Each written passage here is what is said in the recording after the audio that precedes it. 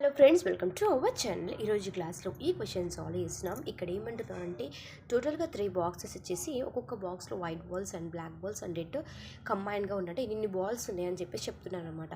అయితే బాక్స్ 2లో red balls తీయడానికి ప్రాబబిలిటీ ఎంత అనేసి మనకు అడుగుతున్నారు. ఇక్కడ లేట్ చేయకుండా క్వశ్చన్ని సాల్వ్ చేద్దాం. First probability of B1, B2, B3ని రాసుకుందాం. ప్రాబబిలిటీ ఆఫ్ B1 ఎంత? మనకి ఎన్ని బాక్సెస్ ఉన్నాయి? 1 2 3 బాక్సెస్ ఉన్నాయి.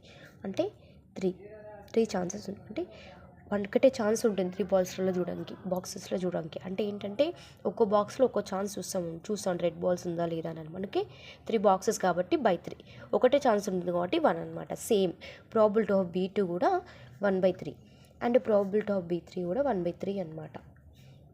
ఓకేనా? నెక్స్ట్ ఇప్పుడు రెడ్ బాల్స్ తీయడానికి బాక్స్ 1లో ఎంత ఛాన్స్ ఉందో చూద్దాం. Red balls by B1 is equals to మొత్తం ఫస్ట్ బాక్స్ వల్ల మొత్తం ఎన్ని బాల్స్ ఉన్నాయి? 3 బాల్స్ అంటే 6 బాల్స్. 3 + 2 + 1 అనమాట 6. ఎన్ని ఛాన్సెస్ ఉంటాయి అంటే రెడ్ బాల్స్ ఎన్ని ఉన్నాయి? 3 అంటే 3/6. 3 1s 3 2s 1/2. Next probability of box 2 red balls తీయడానికి మళ్ళీ బట్టి అనమాట 4 డివైడెడ్ బై రెడ్ బాల్స్ ఎన్ని ఉన్నాయి? 1/4. Probability of B3 red balls in B3 మొత్తం ఎన్ని ఉన్నాయి? 12. రెడ్ బాల్స్ తీయడానికి 3 1s 3 4s 1/4. ఓకేనా?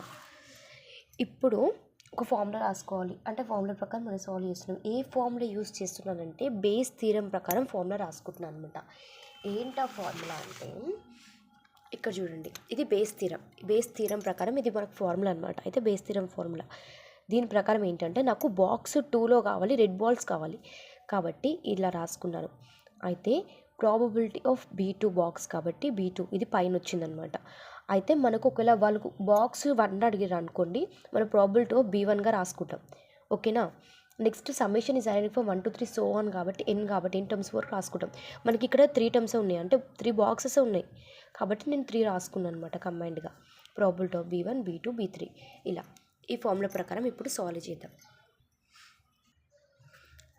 ఫార్ములా ప్రకారం is equals to probability of B2 ఎంత?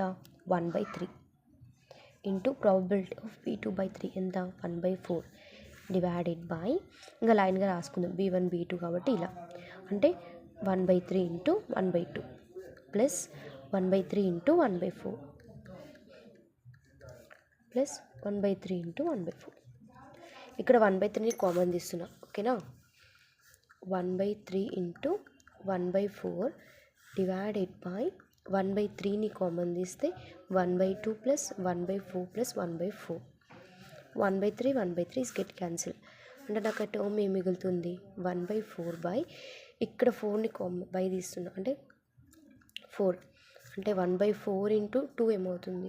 ఇలా క్యాన్సిల్ చేసుకుంటే 2 1s 2 2s అంటే 1/2 మిగులుతుంది అనమాట. Same 1 + 1 then 4 is get cancel. నాకు ఎంత మిగులుతుంది? 1/4. ఇంతే అనమాట. Thank you friends. Subscribe my channel please.